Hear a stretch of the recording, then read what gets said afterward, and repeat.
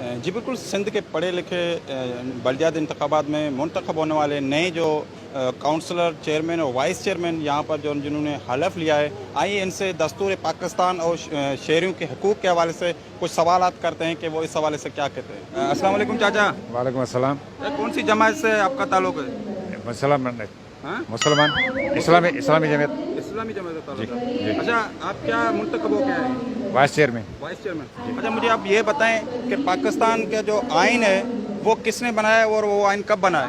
आप मुंतखब हो क्या हैं? पाकिस्तान का आयन मुझे क्या पता है? किसने? आयन का तो पता नहीं है मुझे। आपका नाम क्या है? मोहम्मद सलीम।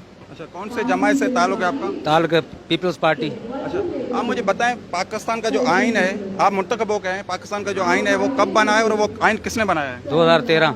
2013 में। जी। अच्छा, किसने बनाया वो आइन? ये गवर्नमेंट ने बनाया था।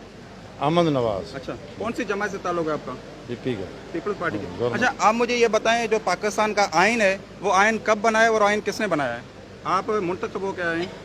आप मुंतखब हो क्या है ना? पाकिस्तान का जो आइन है हमारा वो कब बना है और किसने बनाया? वो अभी तो ये पर्चा दिया है 2013।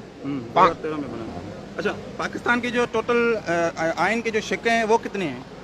माना आइन आर्टिकल जो है ना पाकिस्तान के आर्टिकल वो टोटल कितने हैं? आप मुंतखब हो के आए हैं ना?